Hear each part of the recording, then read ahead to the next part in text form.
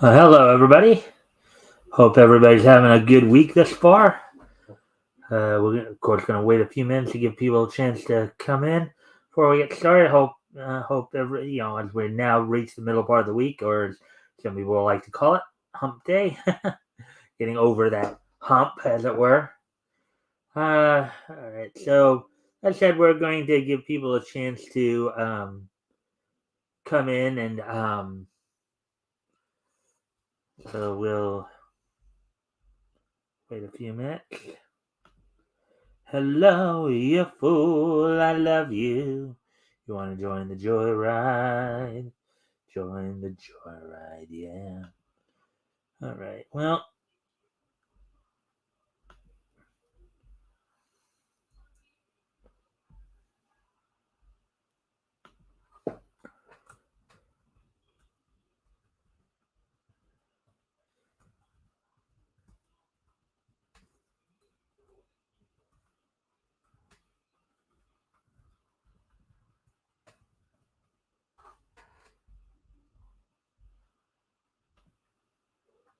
All right, so let's see.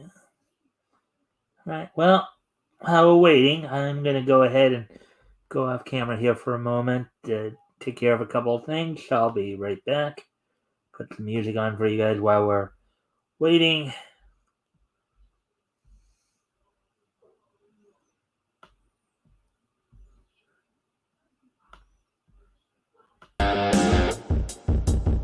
See you with that.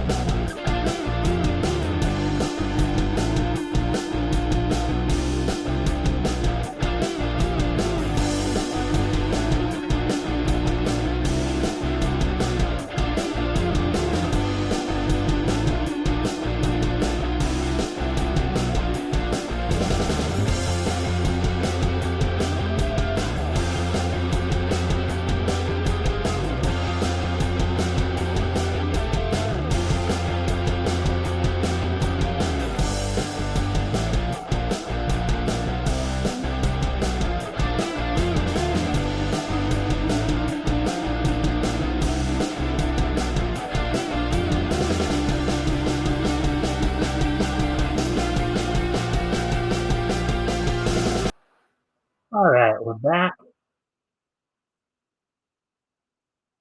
So right now we're just giving it a few more minutes to get you a chance to come in. Conan, the adventurer. Conan, man of bravery. He's more powerful than any man who spread his legs and crossed the land and sea. Conan, the mightiest warrior. His quest to undo the spell living stone cast upon his family and drive the evil serpent men back into another thing and defeat their cruel leader Rathamon. Conan, the adventurer. Conan, man of bravery. He's more powerful than any man who spreads his legend across the land and sea. Conan.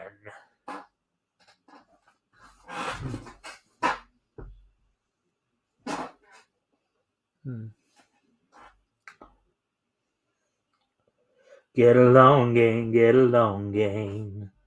Each one is special in their own way. Coming about a get along, gang, get along, gang. Get up with a get along, gang. Everyone is okay. Get up with a get along, gang. Oh, get up.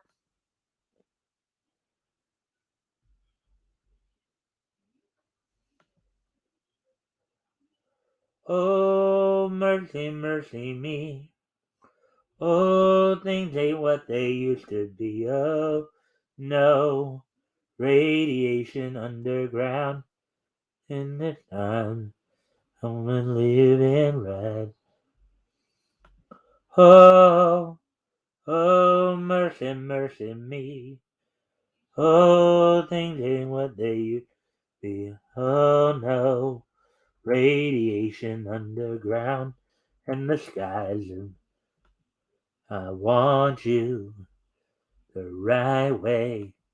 I want you, but I want you to want me too. Want you to want me just like I want you. I want you. Do, do, do, do, do, do, do, do.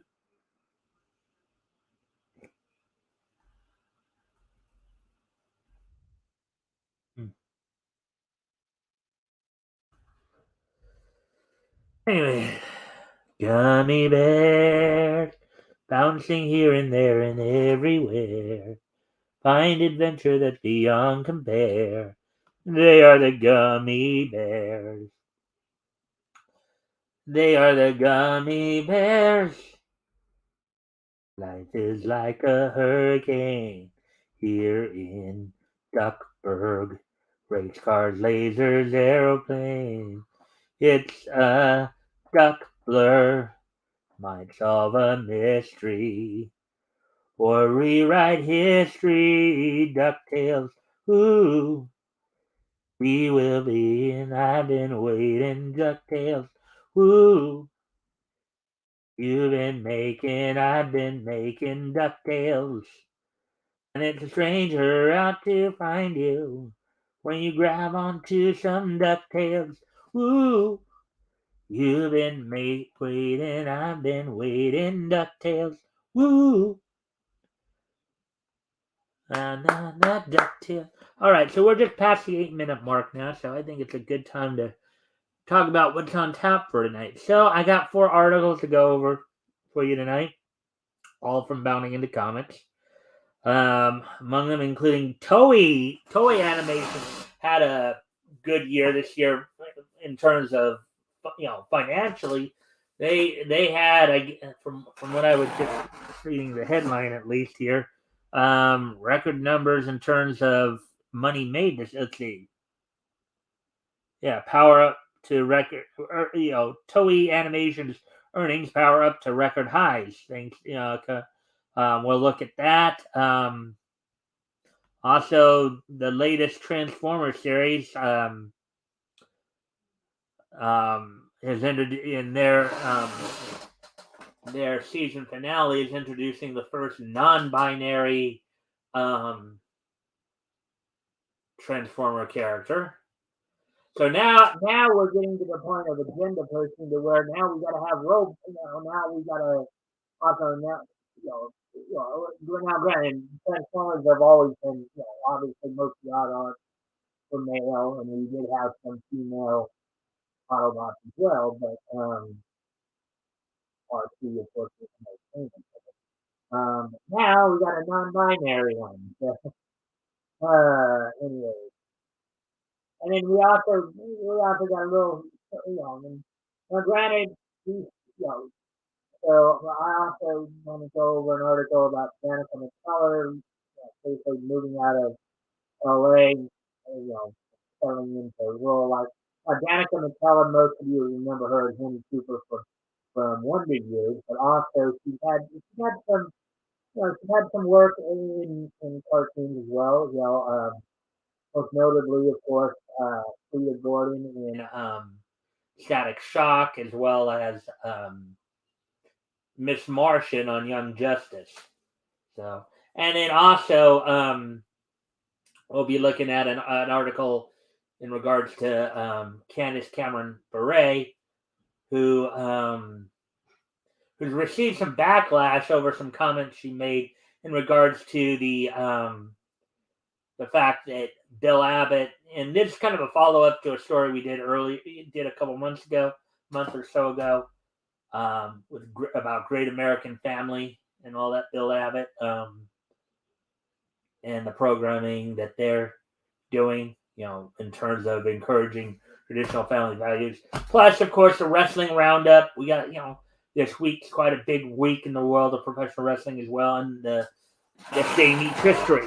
So, without any further ado, first of all, let me take care of something here real quick.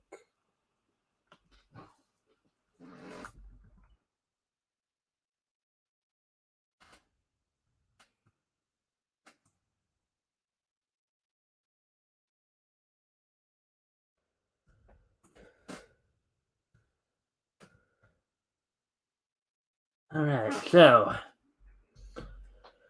without any further ado, why don't we go ahead and get started here? And I hope, and as always, as you see in the banner there, if you guys can like and share the stream, see if we can get some more friendly people in here to join in on the conversation, that'd be appreciated. Also, if anything, what we cover here grabs your attention, feel free to comment on it or ask questions about it, and I'll be glad to, if I can, I'll try to answer the questions as best possible. So, anyways, let's get to this.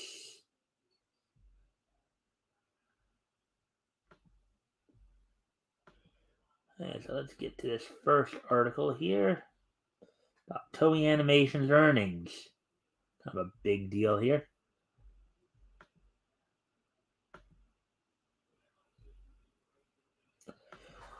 Okay, of course, just covering two of their biggest franchises here. Toei Animation's earnings power up to record highs thanks to Dragon Ball Super Superhero and One Piece Film Red. These, of course, are films based on anime series. Of course, these are probably considered two of Toei's biggest, biggest biggest properties here. These are their big money makers right here.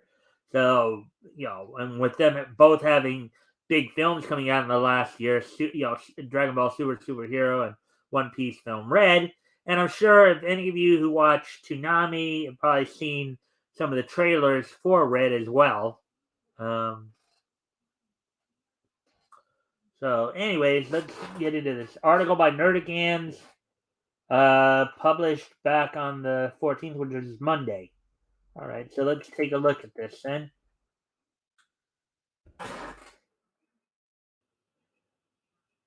Despite the setbacks resulting from their massive hack earlier this year, Toei Animation has recently managed to reach record profit levels thanks to the latest cinematic entries of their two most popular legacy franchises.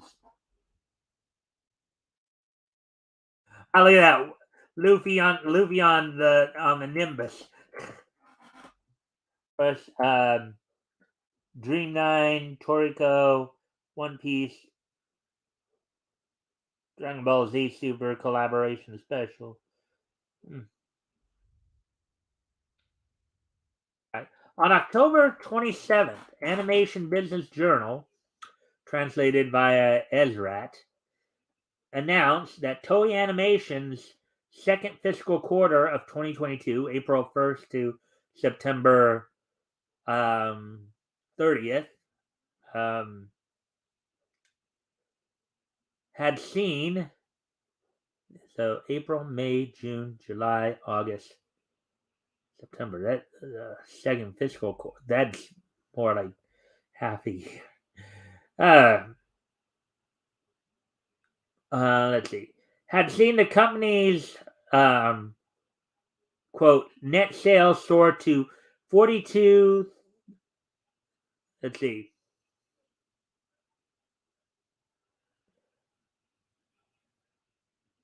42,450 million.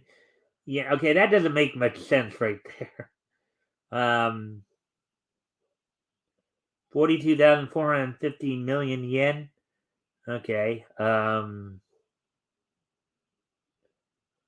That doesn't really make that doesn't make much sense there. Now I gotta let's see. So 42. So it would technically be then 42,450. So million. So what would that be then? 42,000 million.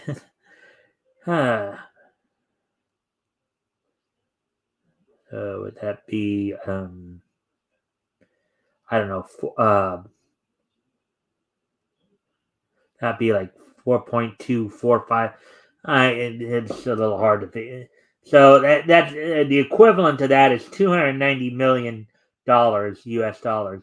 While the company's net income rose to 11,521 million yen, or 78.79 million. Okay. Well, what I think it should say there is more like I think they put in a comma, and that's what makes it confusing. I think what they're trying to say there is 42.45 million yen or 290 million. Well, the company's net income rose to 11.521 million yen, which it would be 78.79 million.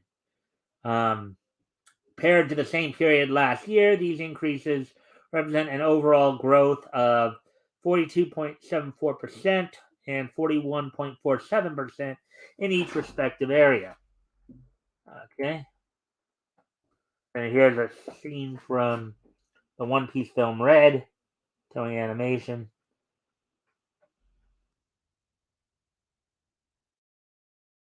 Let's see.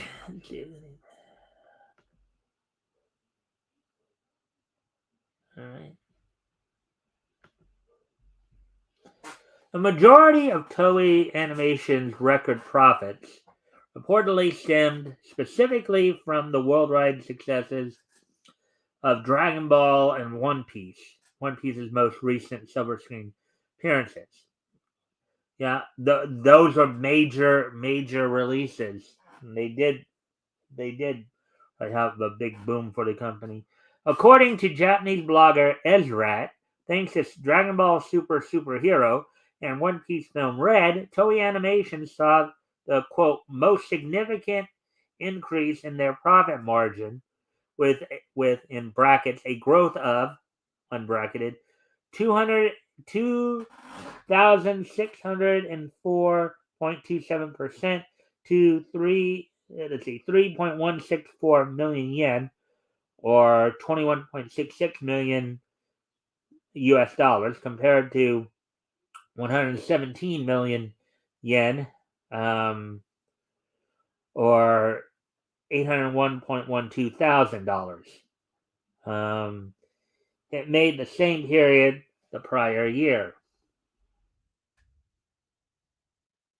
You got a scene here from Dragon Ball Superhero with Gohan and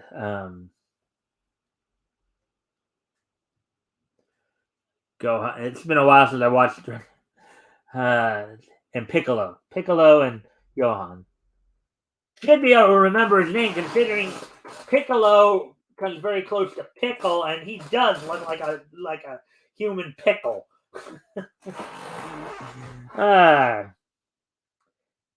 Ezrat also noted that even though it wasn't as dramatic as an increase as the Japanese box office. These two films were able to help Toei Animation quote, further reinforce their film business segment with a modest increase of 53.15% from 7.771 million yen, or $53.19 million, to 12.678 million yen, or $86.78 million. And we see Chopper down here in this next scene from One Piece Film Red.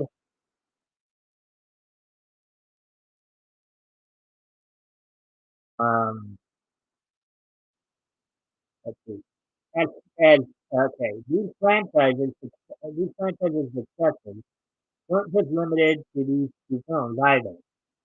As can be well, I think we forgot a word there. As can be seen in a chart compiled and provided by Ezra, Dragon Ball and One Piece account for 72% of Toei's total consolidated sales. Well, considering you also, particularly with One Piece, they had just had the 1,000th episode about to be aired too. See, consolidated sales of major titles by share in million yen overall as of Q2 fiscal year 2023. Source Toei Animation chart by Ezra. So let's see. Dragon Ball 42.8% of the total. One Piece 29.2% of the total, and then all others 28 comprise 28%. So think of that. Let's see, 48, 42.8, 29.2, one. Let's see, one, and so that does account for 72% in total.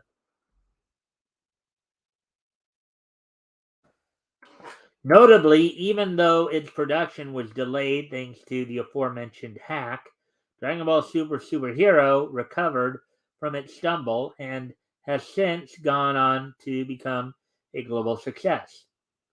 According to Box Office Mojo, Dragon Ball Superhero has pulled in an overall global total box office revenue of 86,562,140 since its June release, with a total Japanese box office of roughly around 18.5 million and an overseas revenue of 48.450 or 48.450 million.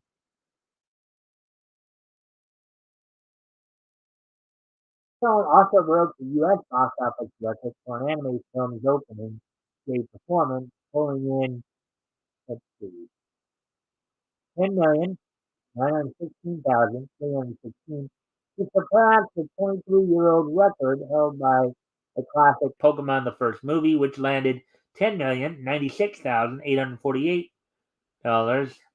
on its November 10th, 1999 premiere date. Let's see.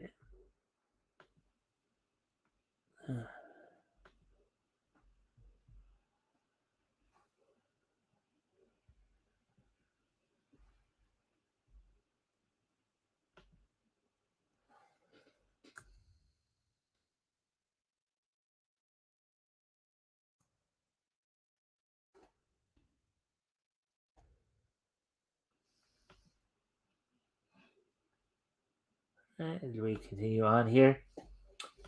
What's even more impressive is that Crunchyroll barely advertised Dragon Ball Superhero, especially in comparison to the mass marketing campaign given to the Pokemon film. Yet, despite this lack of marketing, Dragon Ball Superhero grossed 38,112,140 at the U.S. box office alone. Well, that also just goes to show you the popularity and fan base of the Dragon Ball franchise too. That it was able to make that much money as well. So that just goes to show you all that.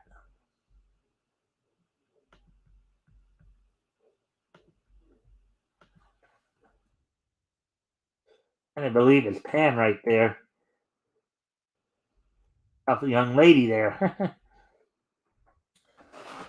The other and most recent of Toei Animation's notable box office heavy hitters is One Piece film Red, which Box Office Mojo currently reports One Piece film Red's total revenue has surpassed Dragon Ball Super Superheroes, with its worldwide take currently sitting at around 151,771,841.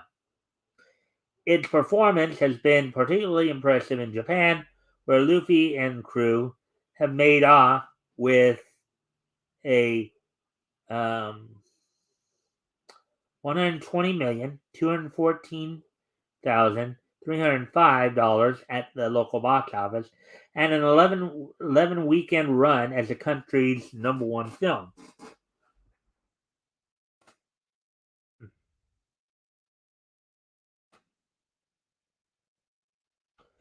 Likewise, in the U.S., One Piece film Reds grossed 9,908,983 in its opening 4-day weekend, completely annihilating the record for, in smaller quotes, highest grossing One Piece film in the U.S., smaller quote, previously held by 2019's One Piece Stampede, and it's at the time impressive 1,298,528.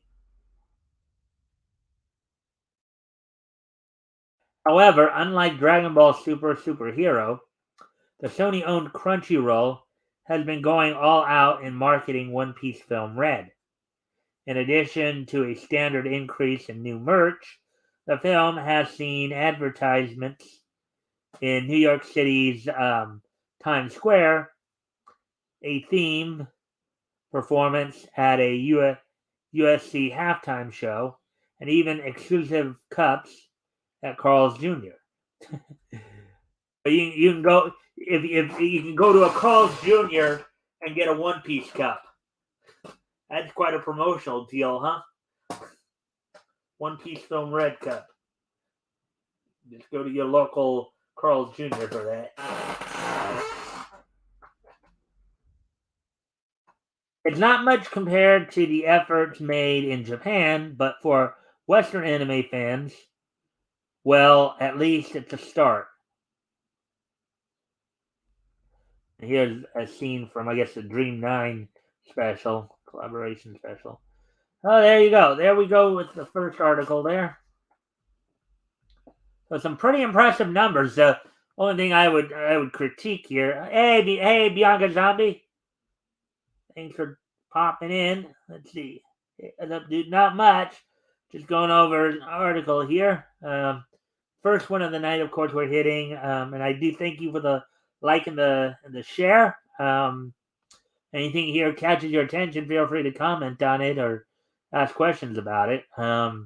We just went over, of course, some of the earnings information for Toei Animation and how, again, their legacy franchises, Dragon Ball and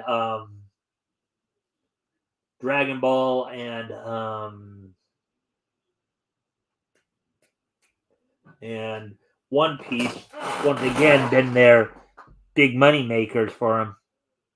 So, anyways, getting ready to move on to the next article now.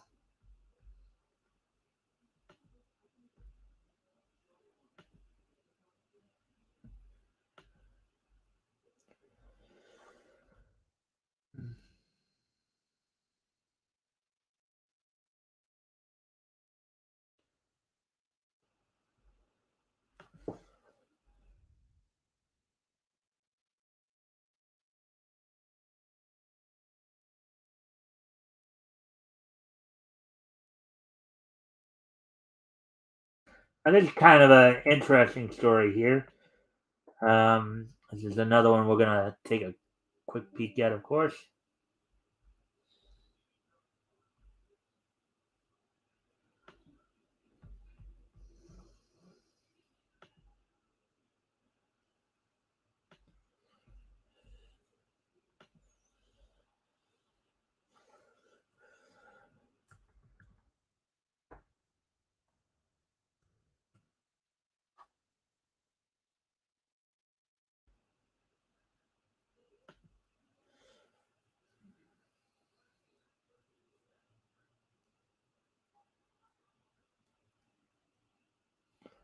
All right, so getting back to the article here.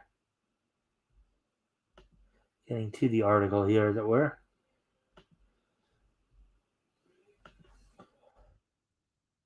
Okay, so Transformers Earthspark. Season finale rolls out franchise's first non-binary Transformer. Article by Nerdigans published November 15th, which of course was yesterday. Ever since their launch back in the 1980s, there's always been more than meets the eye when it comes to the Transformers. And in current year's Transformers Earthspark, that translates to the series' signature robots experiencing the Cybertronian equivalent to gender dysphoria. Yeah, like we really need that. We really need robots being put into this position. Okay.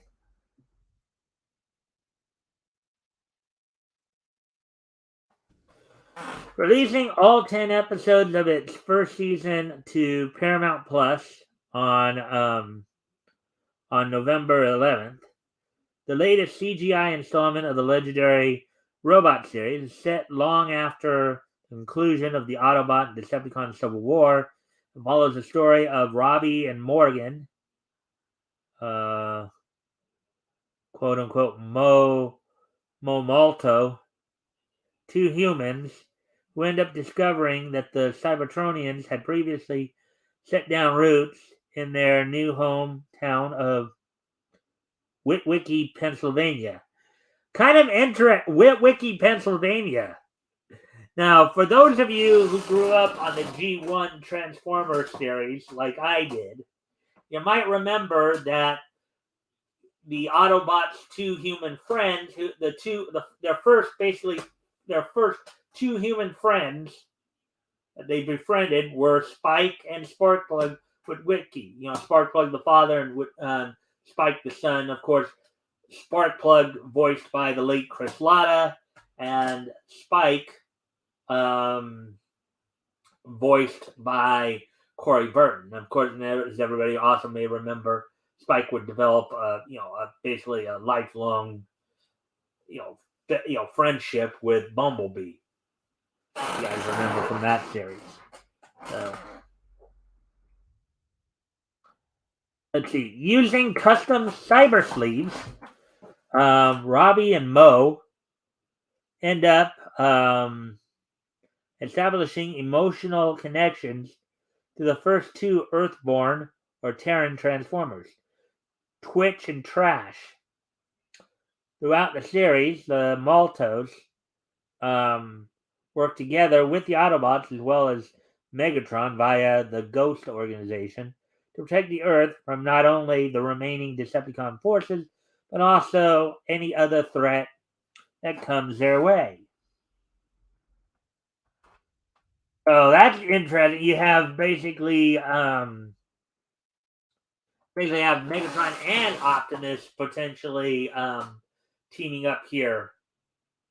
Now, granted, you did have that, in on a couple of occasions in the original series, but this sounds more like a more permanent thing. Obviously, the existence of the franchise's first supposed non-binary machine is revealed in the series' two-part season finale, Age of Evolution. During a scene wherein Optimus is walking his team through an upcoming raid of the villain Mandroid's lair, Autobot leader can be seen using random household objects such as soda bottles, cups, even toys to represent the terrain and his allies, respectively. Okay, yeah.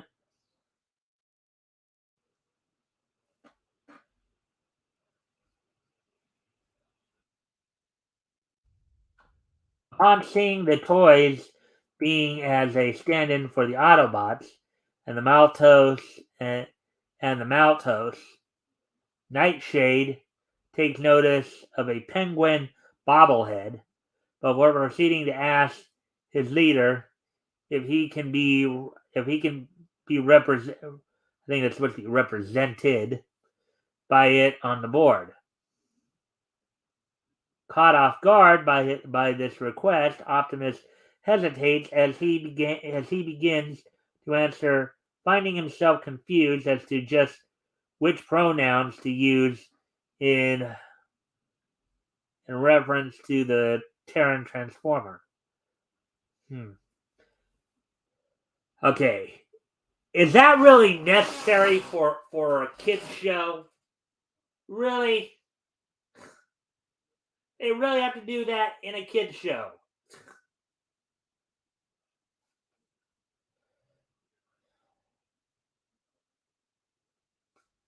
Really? Seeking to break the tension, Mo steps in for Nightshade and, after exchanging an acknowledging nod with the Autobot, turns to tell Optimus, quote, Nightshade's pronouns are they, them. Oh, God. This does not belong on a kid's show. This indoctrination does not belong on a kid's show. Let kids be kids, for crying out loud. Yo, Mike, yo, Zon. Hey, Woody, thanks for popping in, my friend. Get this. Now they're trying to push the LGBTQ agenda with robots now. Get that. I thank you guys for the likes and the shares.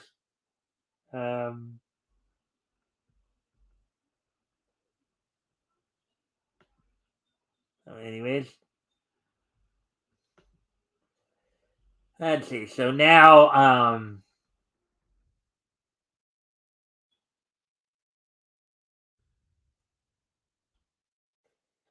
let's see. Nightshade then quickly and confidently follows up Mo's reveal by affirming, quote, he or she just doesn't fit with who I am, unquote. Okay. Notably, though, many, including those in the mainstream media, have taken to declaring that Nightshade is the series' first non-binary Cybertronian. This celebration is but yet another example of contemporary writers and ideologues ignoring the past in favor of easy social media brownie points. True. In the second season of Beast Wars, audiences were introduced to Transmutate, a Cybertronian whose spark and physical body were heavily damaged during the Maximus crash landing on Earth, thus leaving them with an admittingly terrifying skeletal appearance and an innocent personality akin to that of a newborn child. So physically, they were Transmutate was the skeleton, but with a child's innocence, and naivete.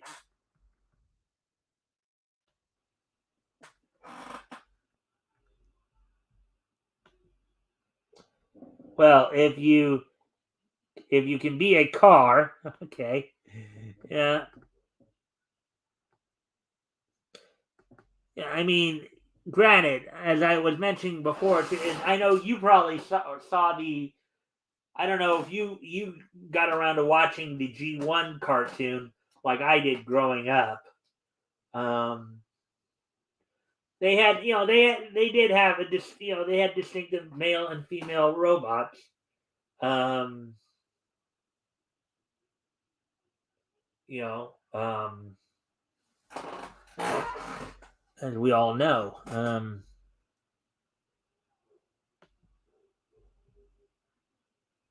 Anyways, let's continue on with this.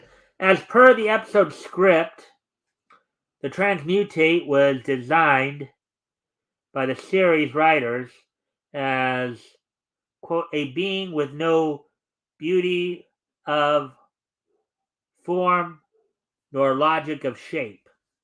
Massive, massive, made of unmatched parts, bits of Predacon, pieces of Maximal, chunks of Fusor, and Transmetal. Heavy-duty weapons, and a face that vaguely indicates it is female. Unquote. Sounds like Frankenstein's monster. However, despite its somewhat feminine face, long speculated by fans to be a remnant of their original undamaged existence, Transmutate was never addressed by any specific gender, by either the Maximals, Predacons, or itself. It just was, or is. Rather, throughout the episode, Transmutate is always referred to with the non-gender specific it, unquote, quote unquote. And while a technical argument can be made that Transmutate was not a proper transformer due to its damaged nature, it still nonetheless laid the foundation almost 25 years ago for the reveal that the media is so lavishly praising Earthspark for doing now.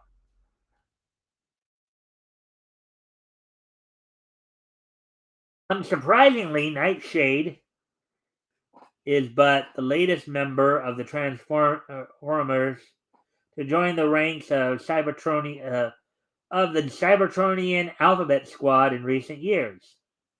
In 2018, IDW revealed that a number of previously established series mainstays were some form of LGBT. Of course, so they could push agendas. But here's something to think about, though. Considering robots, I don't think robots, one,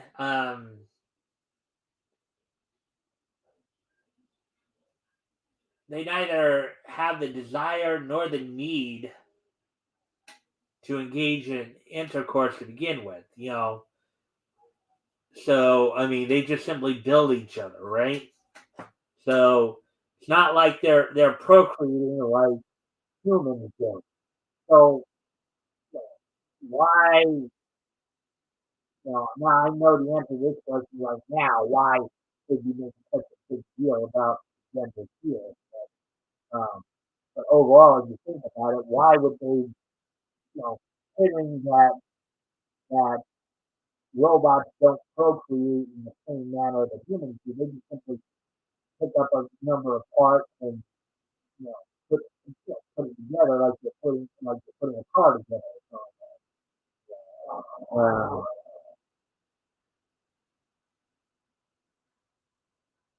um,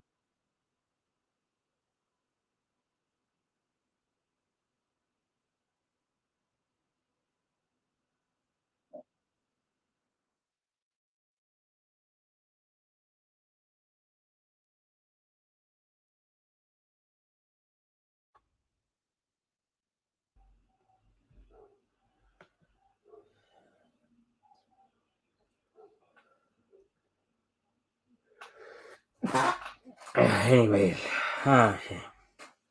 Anyways, back to the article here. All right.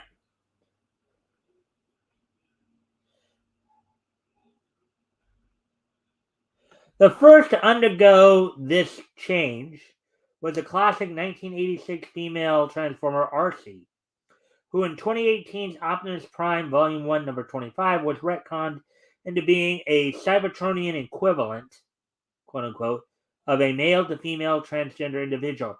Now, here's an interesting little trivia tidbit about Arcee. if you go back to the '80s series, when you go back to the G1 cartoon, right? RC in the G1 cartoon was voiced by Susan Blue. Susan Blue, in the years since, has come out as being a lesbian. So I find it maybe just a little ironic that they would decide to make RC an LGBT character, considering that her voice actress is of the LGBT or however you want to call it community. So that's just kind of ironic that that they did that with RC. And in a way, them retconning that totally and utterly just sabotages what they did in the Rebirth trilogy. In which the bond that she had with Daniel as almost like kind of she looked after Daniel almost from a maternal aspect. Now, granted, Daniel in the series had his actual mother as well, Carly. Okay, but still, but since nowadays they want to push LGBT, the LGBT agenda, the alphabet agenda. They just want to scrap history, as it were.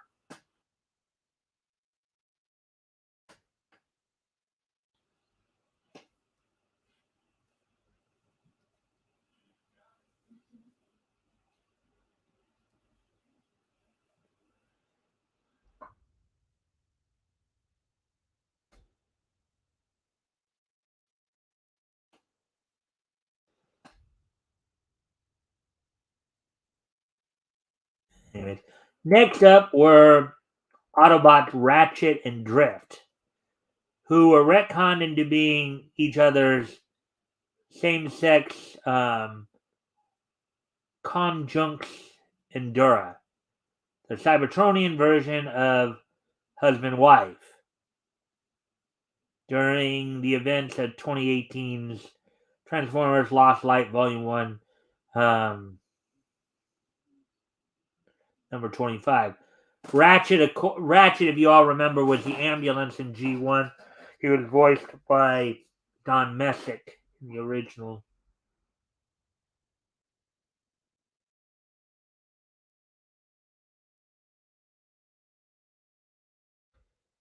Anyways, so there we go with that one.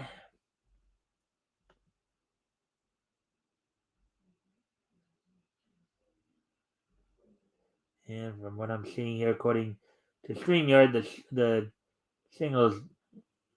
Okay, now it's coming back up, hopefully. Right. So, anyways, now getting ready to move on to the next story.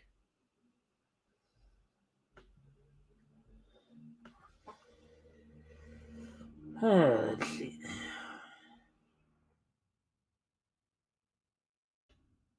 Guess we don't need to keep doing it. But all right, so here's the next story I'm going to look at here. Now, these next two stories may not be quite as well. This one, again, as I said in my intro here, Danica McKellar has had some voice work, of course, in cartoons. She was Frida Gordon in Static Shock, and also, and I thank you guys for the likes and the shares. Hopefully, we can get some more friendly people in here and more involved in the station here. But as I was saying, of course, Danica was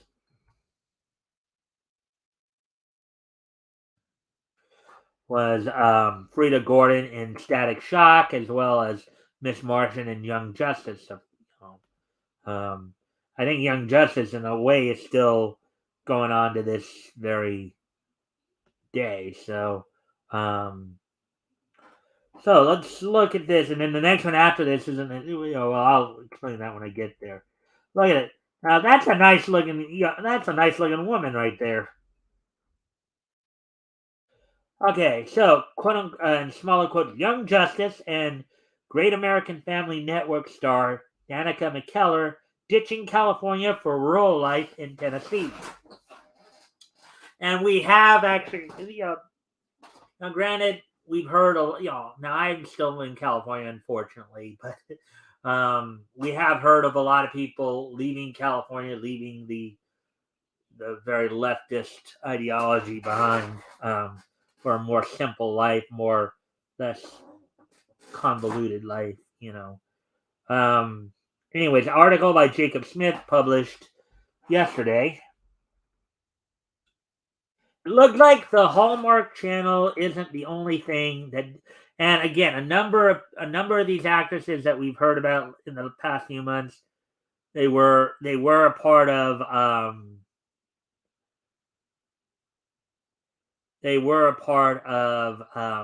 Hallmark Channel, and then they moved on to Great American Family, due in large part to the fact they felt that Hallmark was moving away from what they felt Hallmark was or should have been. So, anyways, so it looks like the Hallmark Channel isn't the only thing that Danica McKellar moving away from in 2022. As just 1 year after making the jump to the Great American Family Network, along with Candace Cameron Bure, Kevin Sorbo, and a few others, the actress is moving her family out of Los Angeles, California, to the comfortable compounds of the volunteer state.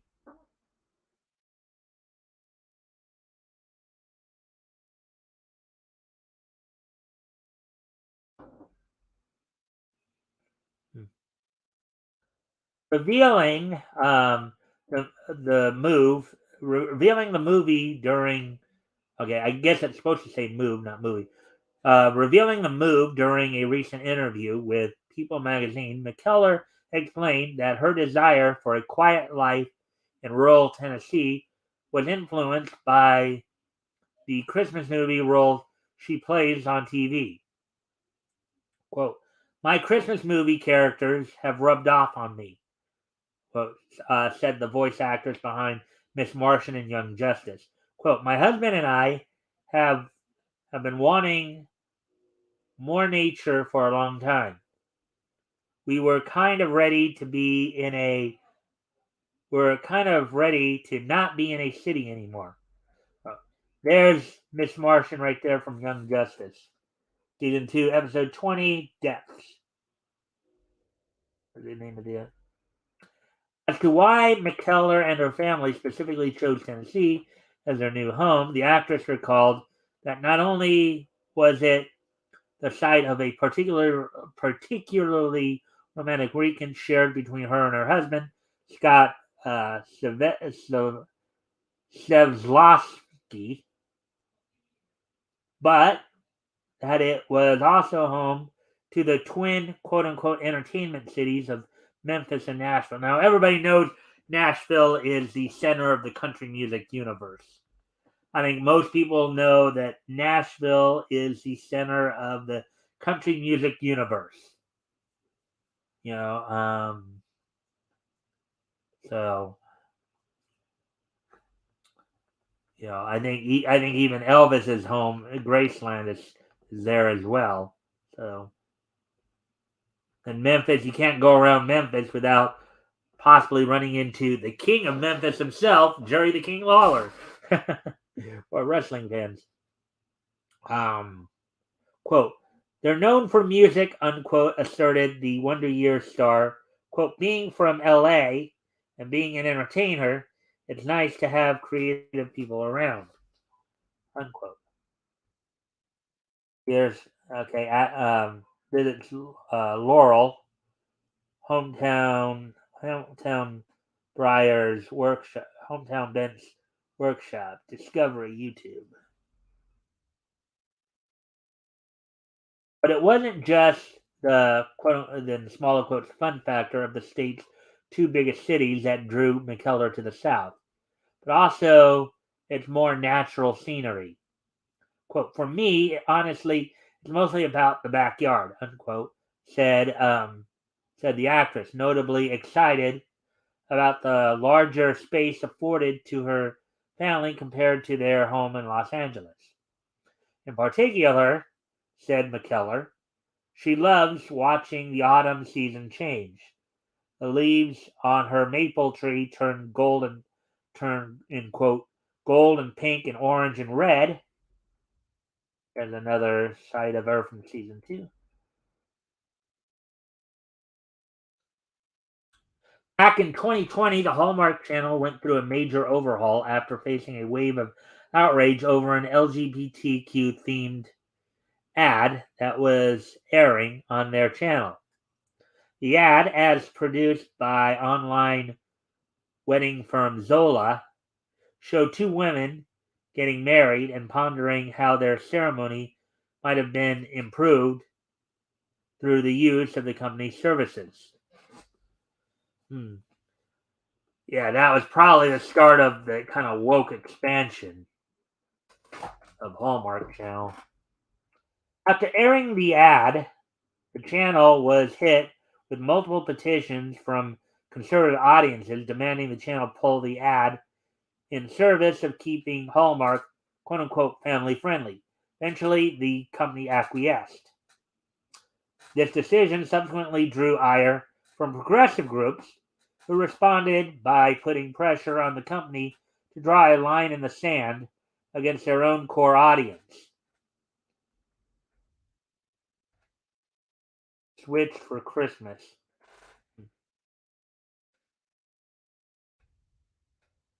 Ultimately, the situation ended with Hallmark parent company Crown Media Family VP of Communication George Zaralidis affirming to NBC, quote, diversity and inclusion is a top priority for us, and we look forward to making some exciting programming announcements in the coming months, including announcements about projects featuring LGBTQ storylines, characters, and actors, unquote.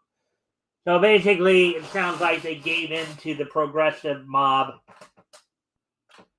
which of course, and a previous story we talked about was Bill Abbott, who was a who was a part of the executive staff there previously, who had noted that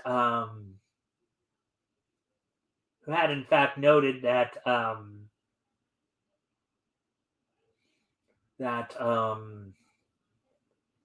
well, Bill Abbott left Hallmark to start up Great American Family to focus on the family friendly programming that we just previously mentioned here.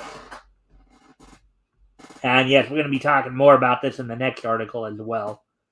Because Candace Cameron Bure also came under fire recently for some comments she made as well. So we're going to look at that as well.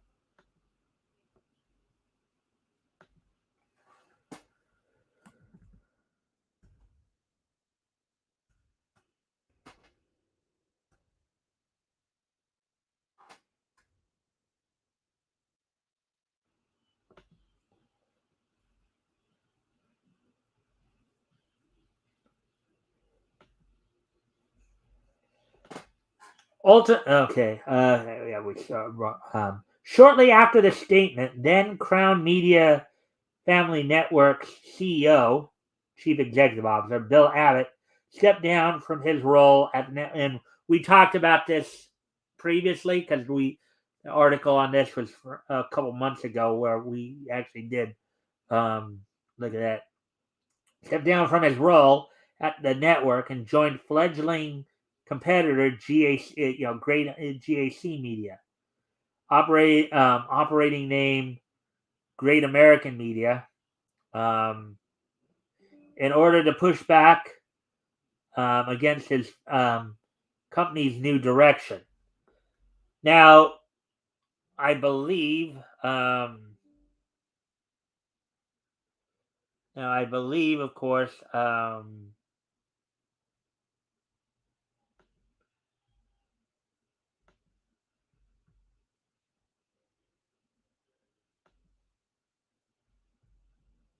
I believe is GAC Media was formerly known as Great American Country.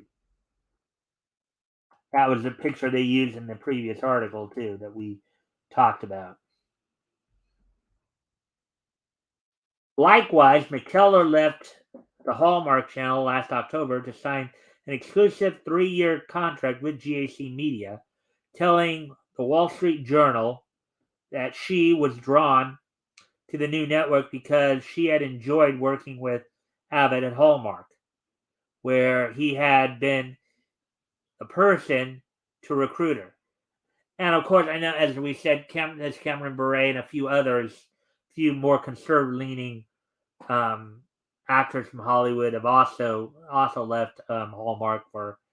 So when, in brackets, Abbott was getting ready to launch this new network, I was thrilled that he reached out to me to sign a multi-picture deal as an actress and executive producer, unquote, shared the actress.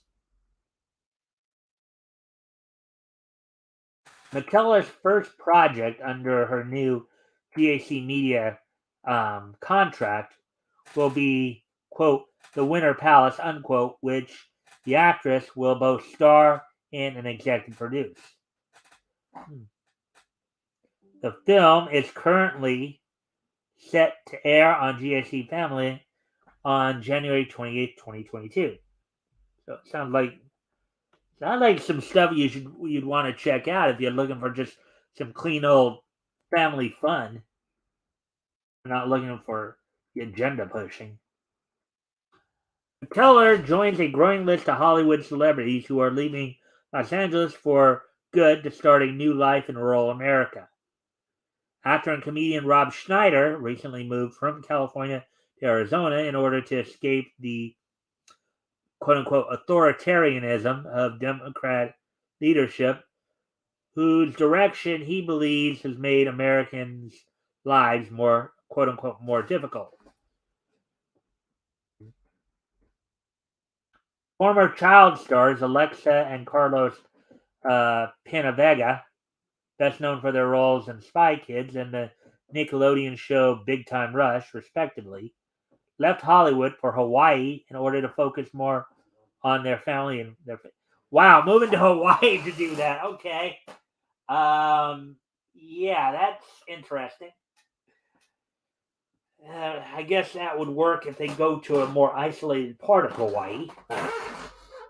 Quote, we didn't want to raise our kids in Los Angeles, Lex explained to Fox News in July. Quote, I felt this tug in my heart, felt it was God going, in smaller quotes, you guys need to get out of here. It's time. I didn't want to move. I knew it was the right decision, but it wasn't something that I was so excited about. Wow. Yeah. And there were a number of other like celebrities who, like I said, Kevin Sorbo, Candace Cameron Bure, who we're going to be in the next article here. We're going to be focusing in on will actually have to do with her and some comments she made recently, and some of the backlash she got for it. So, anyways, let's go ahead and there she is right there. There's the article we're going to do right now. Hour 4, okay. As always, guys, of course, feel free to, if anything here catches your attention, feel free to comment and or ask questions. I'll try to answer the questions best I can. Anyways, Candace Cameron Bure draws left-wing anger after confirming that Bill Abbott's new Great American Family Network will, in quotes here, keep traditional marriage at its core, unquote. Yeah. Now, for those of you who may not remember, Candace Cameron Bure, of course, DJ Tanner from Full House, the younger sister of Kirk Cameron, and of course the wife of former NHL player Yave Beret, or you know. Anyways, article by Jacob Smith published yesterday. So the same forces that led to Hallmark's new woke direction and the subsequent creation of the Great American Family Network are now targeting the fledgling entertainment venture for refusing to make the same mistake its predecessor did. A mainstay at Hallmark for years before joining a number of her fellow network stars in jumping ship to Great American Family, Beret drew progressive ire after telling the Wall Street Journal that the new entertainment outlet was unlikely to air any programming featuring same-sex couples. And believe it or not, I actually first heard about this story earlier today. When I was actually, ironically, kind of funny. It was actually when I was looking up WrestleMania's latest update video, and they talked about how WWE star Sheila Blackson was one of those celebrities who went off on Candace Cameron Bure for a comment. So, um, here we go. Quote, I think that Great American Family um, will keep traditional marriage at the core, and said the actor.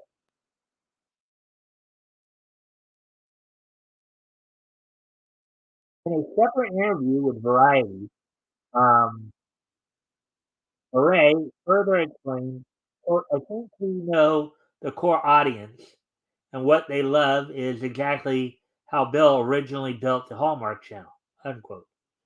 Quote, that was Christmas and those traditional holidays, so that's what the focus is going to be, unquote. She asserted, quote, you've got to start somewhere. You can't do everything at once. As Candace joins the GAC family. Okay.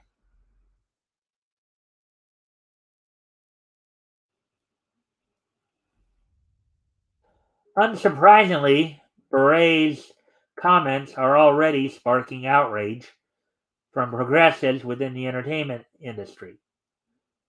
Chief among them, former fellow Hallmark star Hillary Burton Morgan.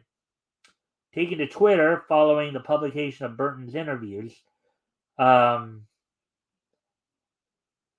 Morgan lashed out, quote, now they just openly admitting their bigotry.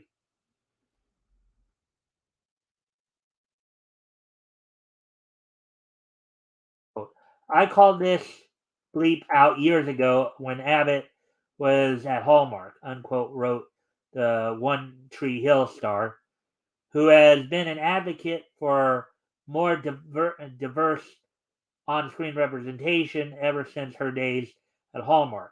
Quote, glad they dumped him.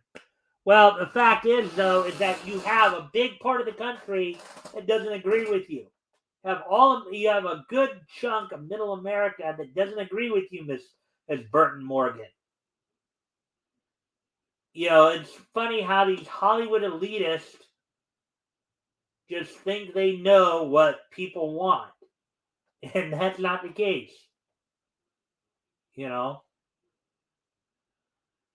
People like in the southeastern part of the country, in the Midwest, they don't look at themselves as being bigoted over this. They believe in traditional values. So, see if anybody's saying anything in regards to this.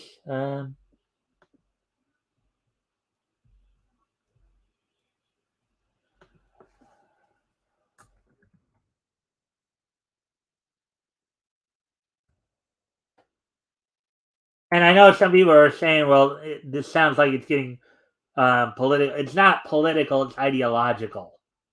That's what we're in a major culture war right now, where the progressives are basically trying to destroy America from within. So, quote, being LGBTQ isn't a trend, she added. Quote, that guy and his network are disgusting. You too, Candy. There's nothing untraditional about same-sex. There's a lot of people who disagree with you on that there, Hillary.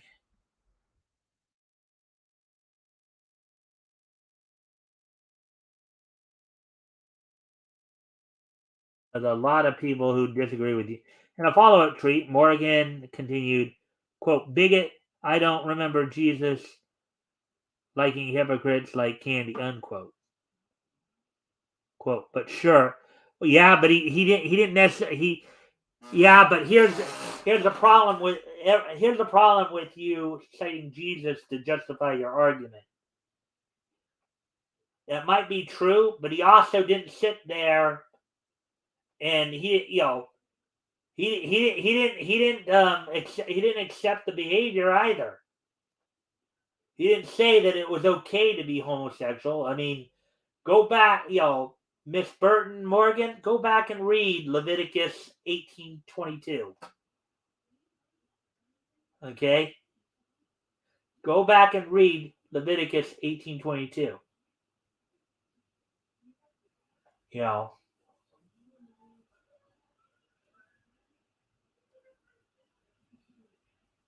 what people like you are wanting people to do is, basically say that LGBTQ is good and acceptable.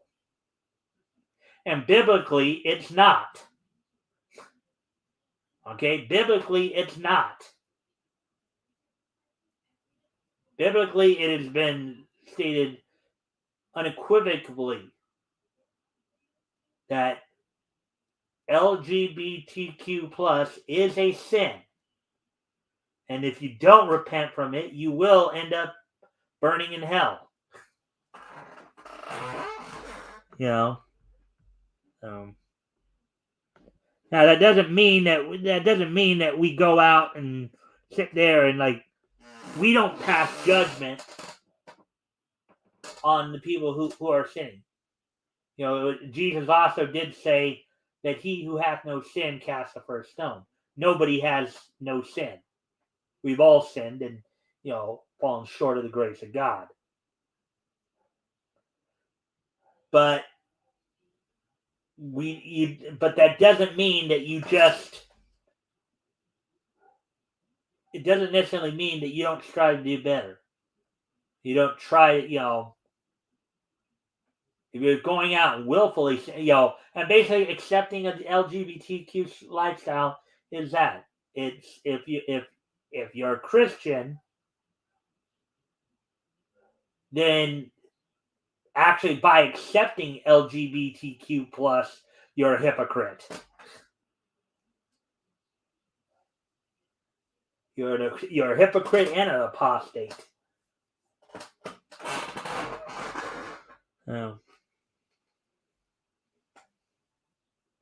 But sure, quote unquote, she included, quote, make your money, honey.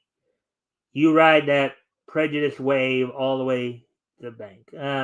Again, you're showing your ignorance of scripture there, lady.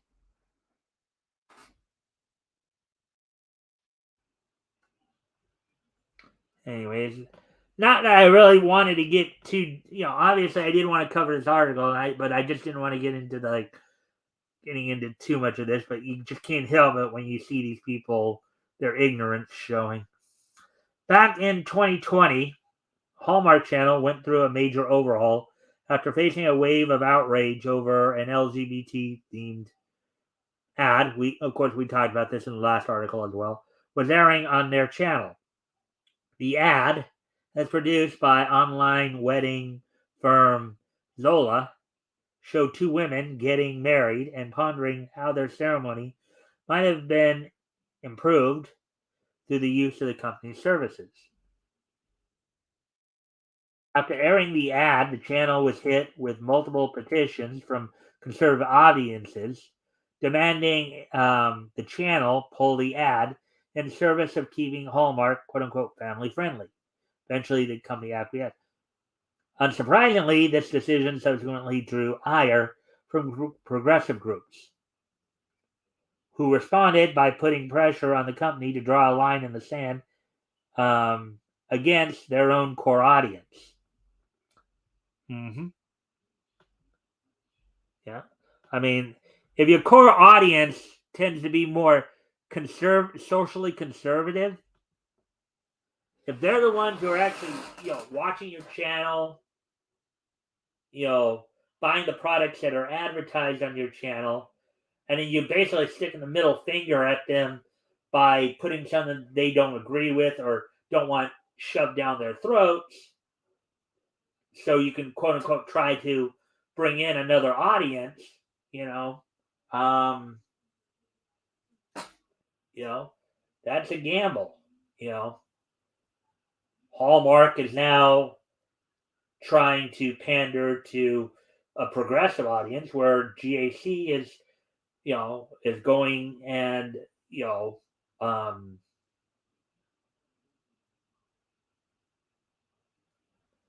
going more with the more conservative audience. You can, and I know progressives are not going to like hearing this, but you can't force feed your ideas on people. They're liable to take not just great offense to it, but they're liable to strike back in some form or another.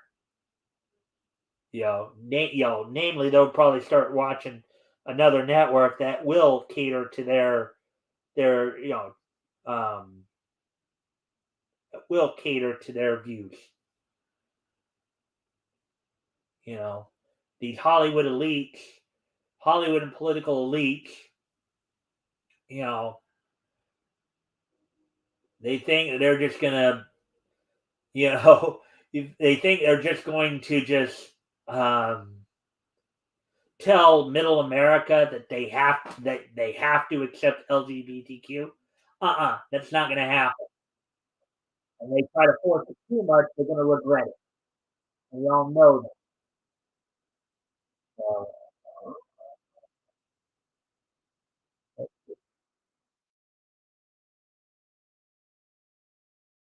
situation ultimately ended with George Verilidis, the VP of Communications for Hallmark, parent company Crown Media Family, affirming to NBC, quote, "Diversity and inclusion is a top priority for us, and we look forward to making some exciting programming announcements in the coming months, including announcements about projects featuring LGBTQ storylines, characters, and actors."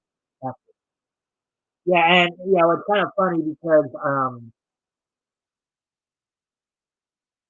Hillary Burton Morgan had said that they got rid of Bill Abbott. Well, he didn't exactly get rid of him. He walked away. He resigned.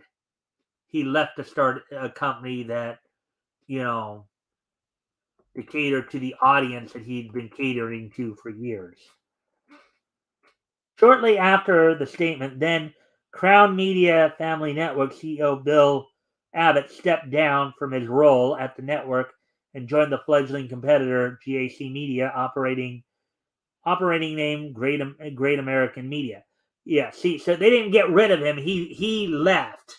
He voluntarily left because he did not agree with the direction the company was wanting to go in order to push back against his former company's new direction.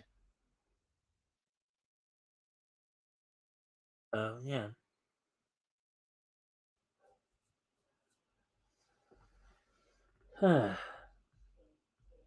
So, anyways, there we go with that. Let's see, an hour and 20 minutes there.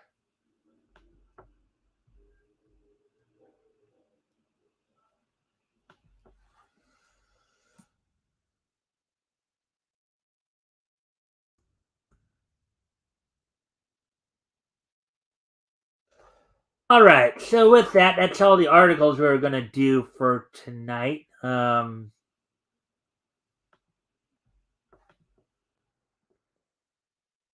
me see now. So those are the only articles we're going to do for tonight. Again, if there's anything here that you guys want to add to the conversation or anything, feel free to do so, or ask about or anything like that. I know Woody, if you're still here, you were commenting a little bit here and there earlier on the Transformers article. So,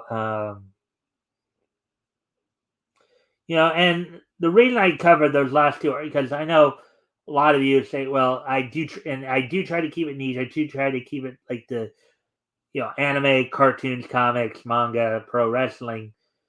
You have to remember is cartoons are considered kind of a subgenre of the family entertainment because their cartoons are generally catered towards kids. You know, more than meets the eye. Yep. Yeah. You know, so and I did, of course, previously cover when they did the article on Bill Abbott leaving Hallmark earlier this year. A few months back, I did cover that as well.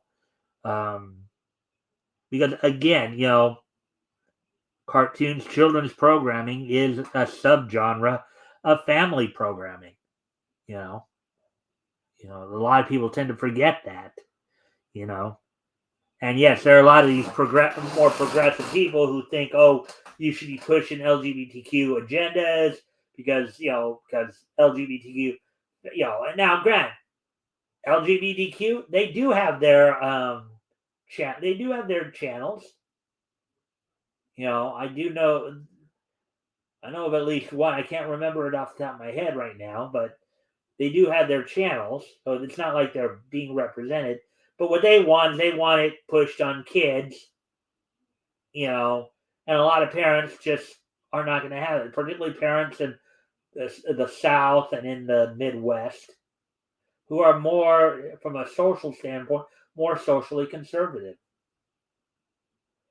The big city elites, like here in California and up and down the coast here and up in the Northeast, they can't stand the fact that that middle America has as much say in how their government, how everything is run, as they do.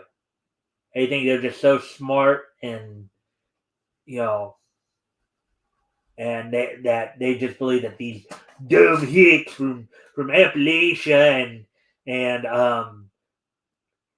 Mississippi and Texas and all that should just bow down and kiss their what because we are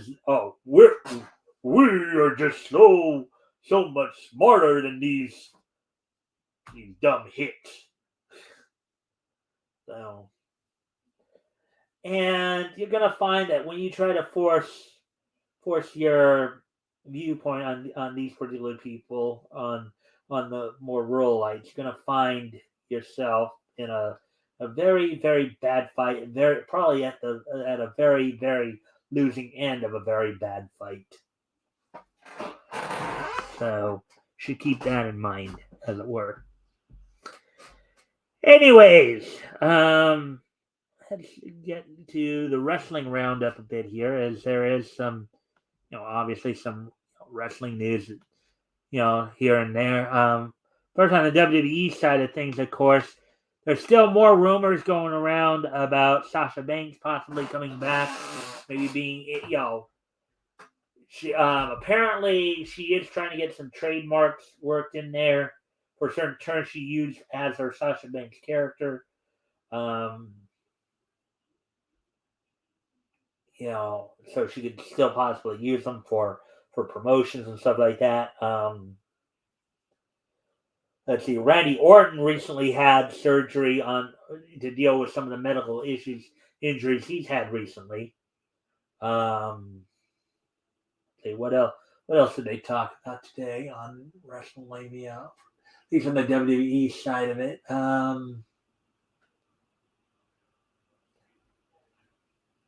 Let's see what else. I'm trying to think here. Oh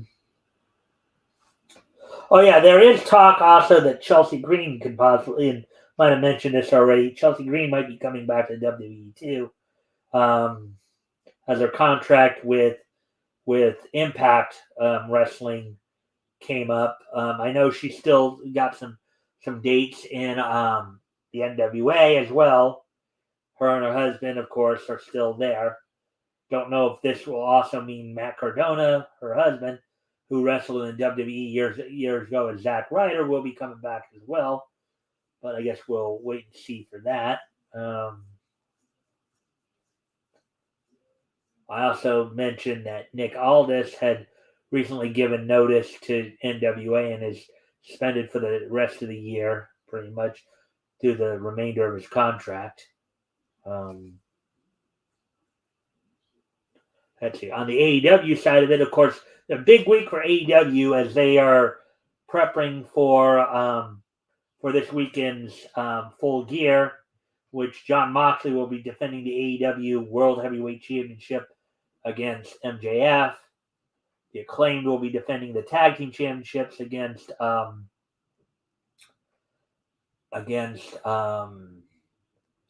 former champ Swerve and Our Glory. Chris Jericho defends the Ring of Honor World Championship in a four-way match against Brian Danielson and Claudio Castagnoli of the Blackpool Combat Club, along with Sammy Guevara, his stablemate in the Jericho Appreciation Society.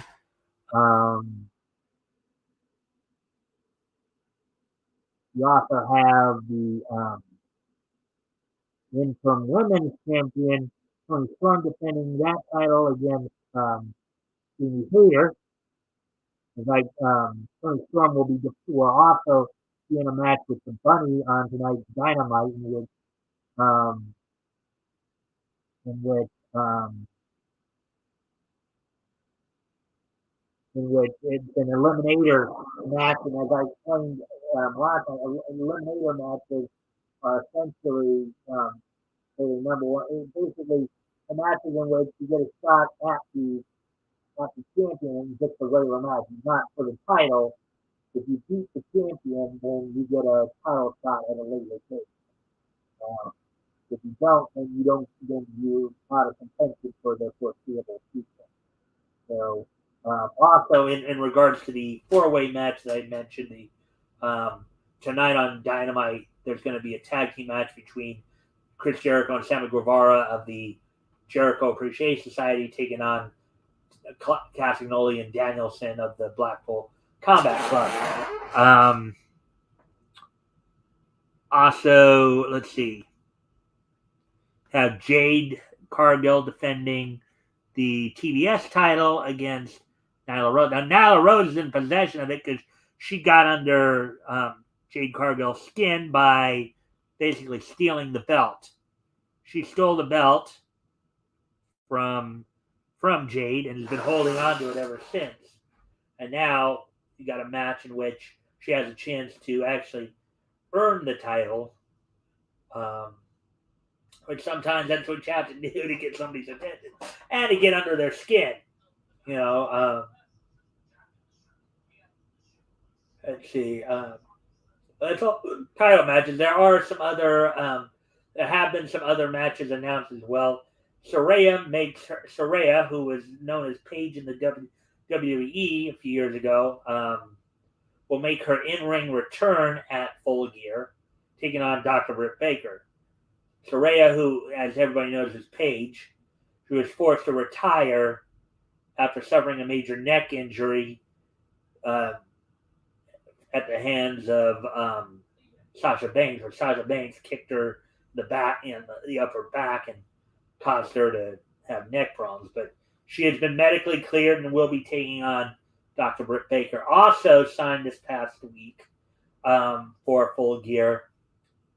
Jungle Boy Jack Perry will be taking on Luchasaurus in a steel cage match to help settle their feud once and for all. Also, the World title AEW World Title Eliminator tournament is going on this week.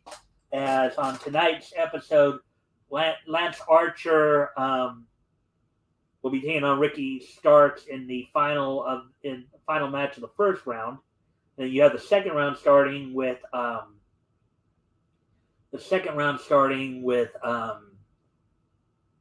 Ethan Page taking on Bandito.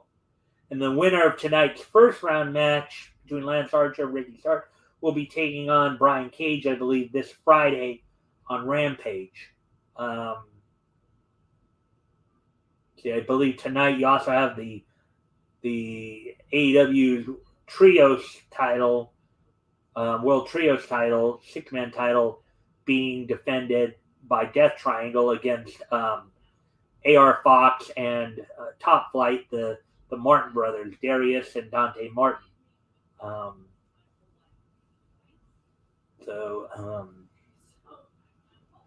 That's a lot of what's going on in AEW this week.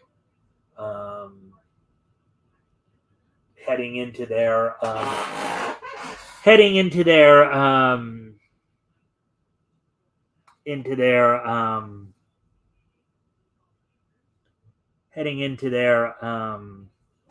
Full Gear event. So, and if you guys have anything you want to add to the conversation, feel free to do so.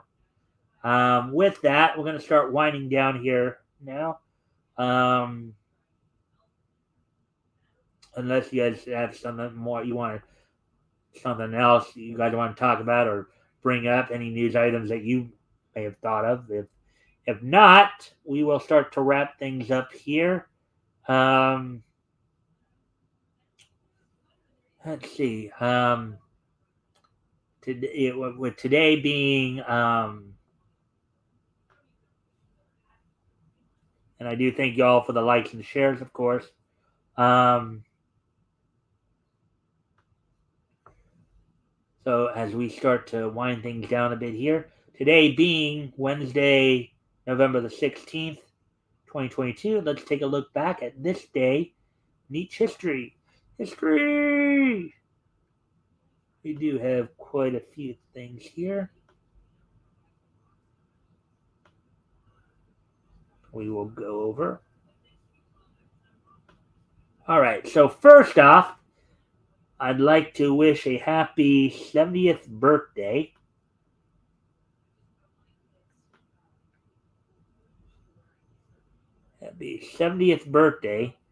to Shigeru Miyamoto. Now, you're probably asking me, well, who is Shigeru Miyamoto? Well, Shigeru Miyamoto is a video game designer, producer, and director at Nintendo. Of course, among his most famous works, of course, include Mario, The Legend of Zelda, Donkey Kong, F-Zero, Star Fox, and a number of these properties, of course, have granted, I know you're asking me, well, why am I focusing on a guy known for video games? Well, because a lot of these video games have had cartoon and anime adaptations as well. Everybody, this guy was also a producer for the Super Mario Brothers film, right? So, happy 70th birthday to Shigeru Miyamoto, the video game designer, producer, and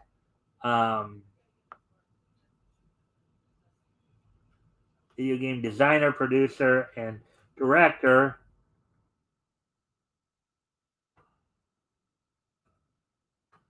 for Nintendo and for Mario Brothers and all that. So, anyways, getting ready to move on to the next piece of niche history here. On this date 20 years ago today,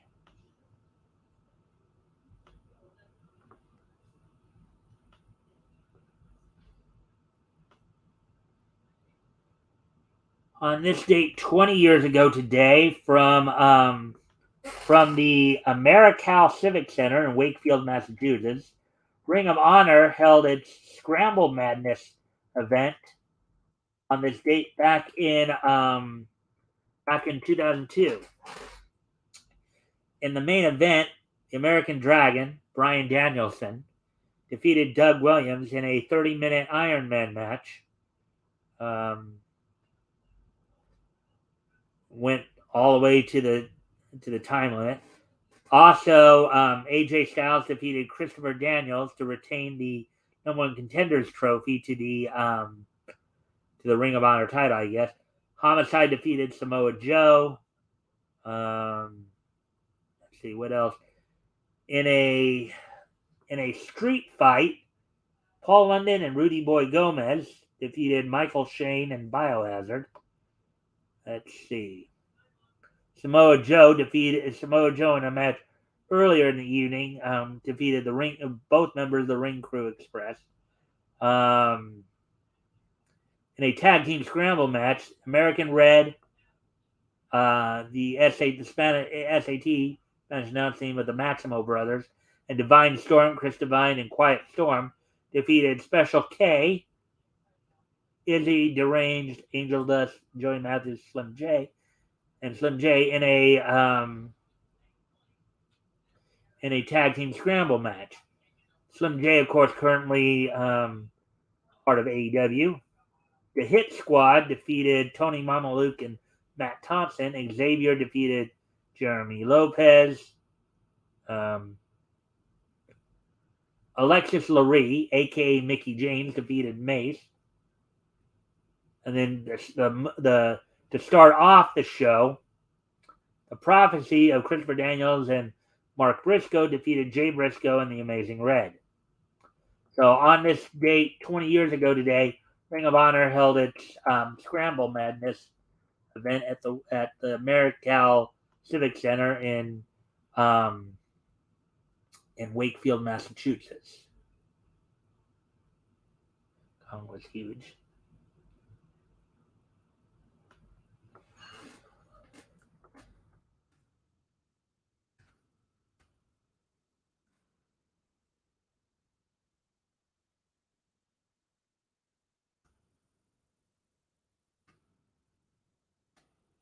Yes, Donkey Kong was huge. Donkey Kong is what eventually did lead to us having Mario there, Woody. Yeah, Donkey Kong was, yeah. He was huge back in the 80s there. So.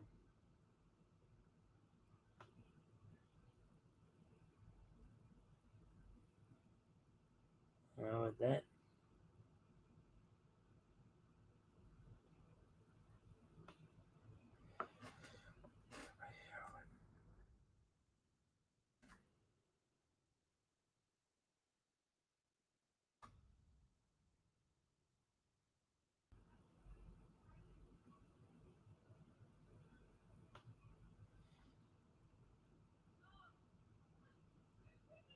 All right. So, anyways, getting ready to move on to the next.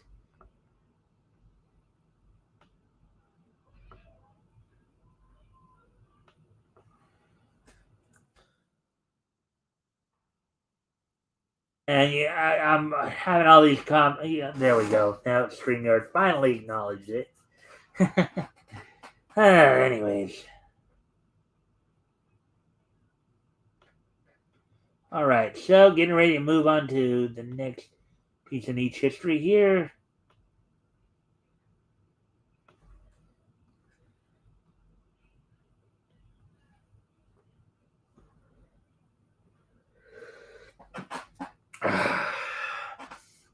All right.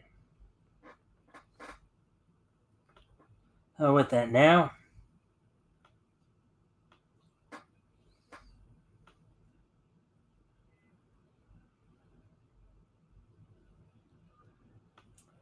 All right. On this date, 15 years ago today, the animated film Beowulf would make its American premiere here. The U.S. It was a 2007 3D computer animated fantasy action film directed and co-produced by Robert Zemeckis. written by Neil Gaiman and Roger Avery. Of course, Neil Gaiman, known for writing Sandman. It was a movie that was produced by Image Movers and Shangri-La Entertainment, distributed by Paramount Pictures, Paramount Pictures here in the U.S. and Canada, and Warner Brothers Pictures internationally. It had its U.S. date on this date back in 2007, 15 years ago. Today was the U.S. premiere of the animated film Beowulf.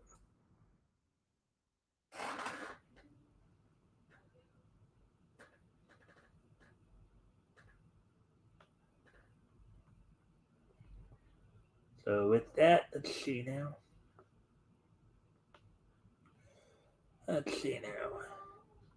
Right, so now getting down to the last piece of niche history tonight here.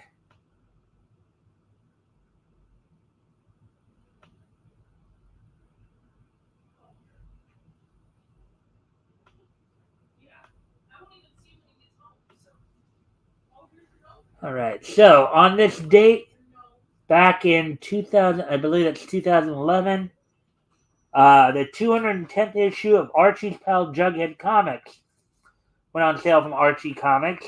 The story was Psych Out, written by Greg Boldman, penciled by Rev W. Lindsay. Jim Amash did the inking, lettering done by Jack Morelli, and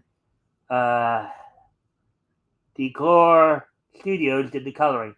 Jack Morelli, of course, not to be confused with Dial Tone from G.I. Joe, who also was named Jack Morelli. But anyway, so there we go with all that. I thank everybody for being here tonight. I hope you all enjoyed the show. Don't forget, this Friday, of course, Tim Olson will be co-hosting with me as we finish up June of 1939 in our comics coverage. We'll be looking at, of course, comics coming on sale from Quality Comics at that time. Of course, reading over stories like Espionage, starring Black Ace. Now, Black Ace, they started calling Black X Black Ace for some reason for a while there. Also, The Clock. And we'll be introducing you, of course, to The Invisible Hood as well. So with that, guys, I thank everybody for being here. I hope to see you all back here, not just on Friday, but tomorrow night as well, as we will be going over the each news items of the day tomorrow as well. So I hope to see everybody back here tomorrow. Bye.